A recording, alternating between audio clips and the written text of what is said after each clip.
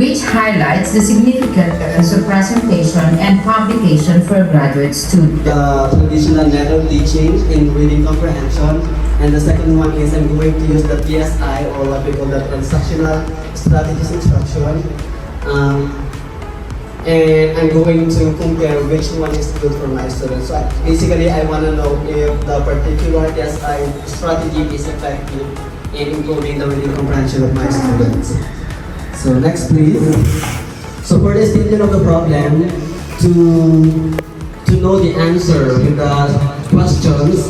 So the first question is, what is the profile of the learners with special educational needs or participants in terms of their profile? So I will be using, I used frequency and percentage.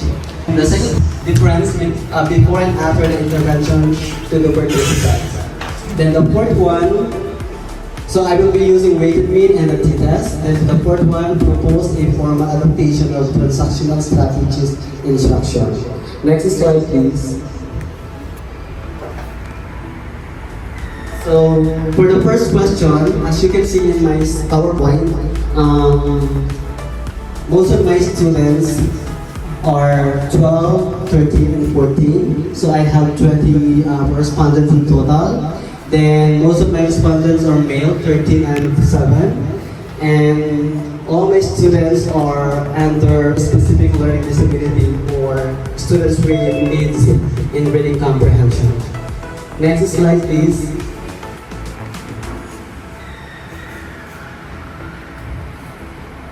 So the second table, performance of the learner participants before and after the intervention. So as you can see in the pretest, I have a weighted mean of 30.60. Then after the implementation of KSI or the transactional strategies instructions, I got this 24.15. So as you can see from the verbal interpretation from instructional, most of my students, overall performance fell into independent level. Basically, the PSI, it also tackles the sense or the importance of contextualization, wherein you have to modify the activities for the students to do something or do your activity. Like for example, nahihirapan ng mga bata sa activity mo. So, as a special education teacher or regular teachers, you can do modification para magawa ng mga bata mo. So I know na as teachers, we can do that to help our students improve their reading comprehension. So that's it. Thank you so much for listening. Praise na. This is a very good research presentation. Okay, Sir Castelloni, how can your research findings be communicated and disseminated to relevant educational communities, policymakers, and practitioners to promote positive change and improvement in special education? Thank you so much for the question, ma'am. So basically, as a classroom teacher, as a special education teacher, I want this study to be conducted inside of my classroom first. Then I'm going to be using this one as part of my best practices. I'm going to use it at my classroom intervention. Then I'm going to present it to the school-wide, district-wide. Then if there's a chance or opportunity to present it in like regional or national level, I'm going to present this one for everyone's benefit.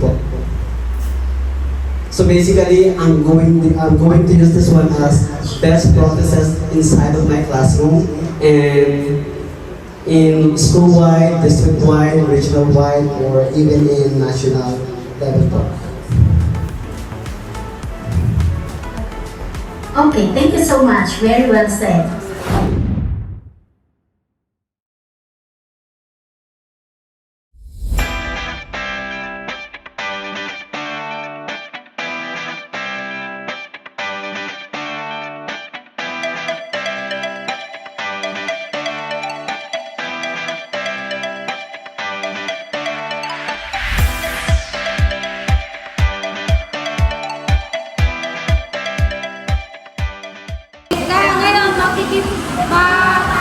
magbibigay sa inyo ng blessing. Share na yung blessing sa inyo. Bibigyan na kayo ng bagong bag at saka may notebook na dun sa loob. Ano? Okay, ngayon. Ako nagturo dito sa ating school.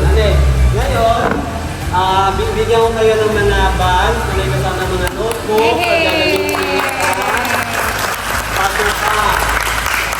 At yung ito ng bag. Ano po? Tsaka Jollibee pala, may pa-Jollibee.